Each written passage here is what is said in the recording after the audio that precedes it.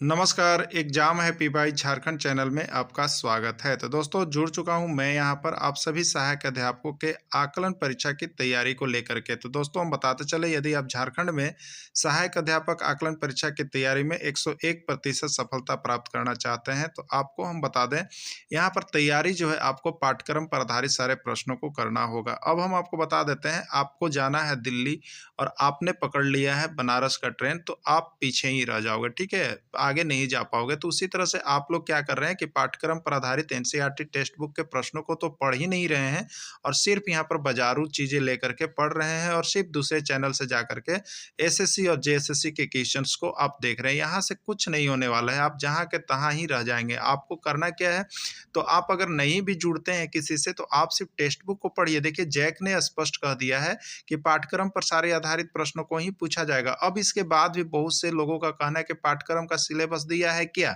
तो पाठ्यक्रम का सिलेबस है, जैक की किताब बनी हुई है, जैक ने ही किताब को दिया है।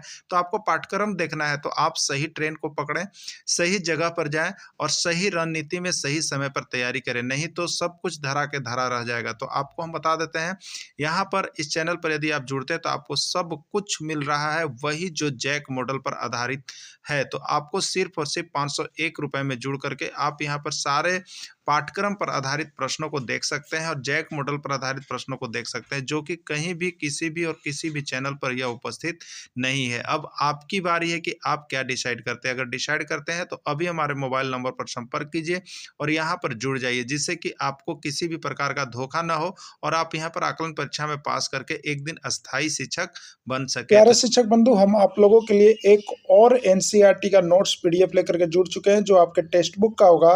क्लास 7 का एक्सरसाइज 2 और इतिहास सीरीज का। तो आपका अभी इतिहास सीरीज पूरा एक लाइन से चल रहा है, जिसमें क्लास 6 का आपके सारे इंपॉर्टेंट नोट्स को यहाँ पर समाप्त कर दिया गया है। जैसा जैक ने घोषणा किया है कि आपके जैक का किताब यानी जेसीईआरटी टेक्स्ट बुक पर ही आपका यहाँ पाठ्यक्रम पर आधारित सारे प्रश्न आने वाले हैं। तो आप सभी यहाँ पर से नोट्स देखना कभी नहीं भूलेंगे, नहीं तो आपको जो है यहाँ पर नंबर कम आने की चांसेस रहेगी। इसलिए आप यहाँ पर जैक जब एग्जाम लेता है तो जेसीईआरटी के टेक्स्ट बुक के सारे नोट्स और पीडीएफ यहाँ से जरूर खरीद लेंगे और सिर्फ 21 रुपए में हिस्ट्री का पूरा नोट्स आपको दिया जा रहा है, जो आपके टेक्स्ट बुक पर आधारित प्रश्नों को तैयार किया गया है और हाथ से लिखा हुआ नोट्स आपको मिल जाएगा, जो कि 101% सफलता की गारंटी देगा। तो चलिए, पहला प्रश्न इसमें बना हुआ है, राष्ट्रकूट वंश की स्थापना किसने की? दंती दुर्ग, अमोघवर्ष, कृष्ण प्रथम या गोविंद तृतीय, किसने की? तो राष्ट्रकूट वंश की स्थापना यहाँ पर दंती दुर्ग की तरफ से किया गया है। दंती दुर्ग ने अपनी राजधानी कहाँ बनाई? दंती दुर्ग जो थे राष्ट्रकूट वंश के संस्थापक, उसने अपनी राजधानी कहाँ बनाई? रानीखेत, मान्यखेत, कामाखेत या कोई नहीं। तो दंती दुर्ग ने अपनी राजधानी जो है मान्यखेत को बनाया था। दंती दुर्ग ने कौन सी उपाधि धारण की? आपको बताना, बहुत बार पूछा गया है प्रश्न कि दंती दुर्ग ने अपनी कौन सी उपाधि धारण की थी?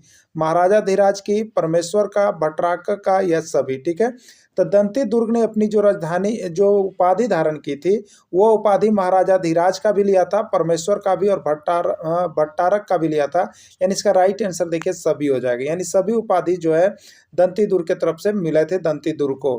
पाल वंश का स्थापना किसने किया? ये भी प्रश्न 1001 बार आपको पूछ दिया गया सही परीक्षा में। तो आप सभी अवश्य ऐसे प्रश्नों को देख लेंगे जो आपका जेसीईआरटी टेक्स्ट बुक या एनसीईआरटी का होता है, यहीं से सारे प्रश्न पूछे जाते हैं, लेकिन आपको कंफ्यूजन ज़्यादा होता है। तो पाल वंश का संस्थापक कौन था? धर्मपाल, देवपाल, गोपाल या कोई नहीं? तो पाल वंश का संस्थापक जो था पाल है, इसलिए गोपाल होगा। क्या होगा? गोपाल। पाल वंश के शासक किस धर्म को मानते थे? आपको बताना था कि पाल वंश जो होते हैं वो किस धर्म को मानते थे? जैन धर्म को, बौद्ध धर्म को, ईसाई धर्म को या किसी को नहीं? तो पाल वंश के जो शासक थे वो बौद्ध धर्म को ज्यादातर मानते थे, बौद्ध धर्म को ही ज्यादा लोग मानते थे।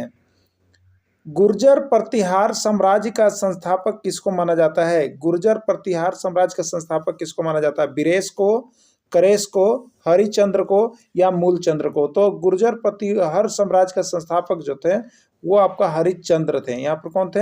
हरिचंद्र जो है गुर्जर प्रतिहार के संस्थापक थे। चोल वंश का संस्थापक किसको माना गया था, किसको माना जाता है? उस्ताचल, विजयालय, प्राचीन क्रम या कोई नहीं? तो चोल वंश का जो संस्थापक था वो आपका था, देखिए, विजयालय। चोल वंश का संस्थापक कौन था? विजयालय था। हिस्ट्री का सभी नोट्स आपको बन गए हैं, आप यहाँ से हिस्ट्री परचेज करके आप पूरे के पूरे मार्क्स ला सकते हैं। सिर्फ और सिर्फ आपको जेसीईआरटी टेक्स्ट बुक से ये प्रश्न पूछा जाएगा, जैसा कि जैक ने यहाँ पर कहा है, इसलिए आप यहाँ पर संकोच नहीं करेंगे। 21 रुपीज़ में अभी कभी नोट्स जरूर परचेज कर लेंगे और सारे नोट्स पीडीएफ को एक बार देख लेंगे, जिससे कि आपको यहाँ पर प्रैक्टिस हो जाएगा। बहुत ही कम प्रश्न है और इसमें ज़्यादा आपको भिड़ने की चांसेस बनेगी। चोल वंश के राजाओं में सबसे शक्तिशाली किसको माना जाता है? कृष्णराज प्रथम को, कृष्णराज द्वितीय को, राजराज प्रथम को या सभी को? तो इसका राइट आंसर हो जाएगा सी, राजराज प्रथम को जो है सबसे शक्तिशाली माना जाता है। राजराजेश्वर या बृहदेश्वर के मंदिर का निर्माण किसके द्वारा किया गया था? राजराज की तरफ से, प्रयागराज की तरफ से, दंती दुर्ग की तरफ से या कृष्णा की तरफ से? तो राजराजेश्वर मंदिर या बृहदेश्वर मंदिर का निर्माण तंजौर में किया गया था और इसके जो संस्थापक थे, निर्माण जिसके द्वारा किया गया था, उनका नाम है राजराज। राइट आंसर ए होगा। देखिए नीचे नोट्स में लिखा हुआ है बृहदेश्वर मंदिर का निर्माण तंजौर में करवाया गया। यह द्रविड़ शैली का विशिष्ट उदाहरण है। आप ये भी याद रखिएगा कि बृहदेश्वर मंदिर का निर्माण कहाँ पर हुआ, ठीक है, कहाँ पर करवाया गया, ये भी बहुत बार पूछा गया प्रश्न है। इसका राइट आंसर तंजौर हो जाता ना। नटराज की मूर्तियां किस धातु की बनी है? नटराज की मूर्तियां, बहुत बार ये भी प्रश्न आ गया है, एकदम दिमाग में रखिएगा कि नटराज की मूर्तियां किस धातु की बनी हुई है? सोना, चांदी, तांबा या कांसा? लेकिन नटराज की मूर्ति ही है जो कि बहुत प्रमाणिक मूर्ति है, बहुत दिनों की है, वो कांस्य धातु का बना हुआ है। किसका बना हुआ है? कांस्य धातु का बना हुआ है। तो इस तरह से हम आपको बता दें, इतिहास, भूगोल, नागरिक, रीजनिंग, जिसका भी नोट्स चाहिए सबका नोट्स आपको जैक मॉडल पर यहाँ पर बना बनाया हुआ मिल रहा है।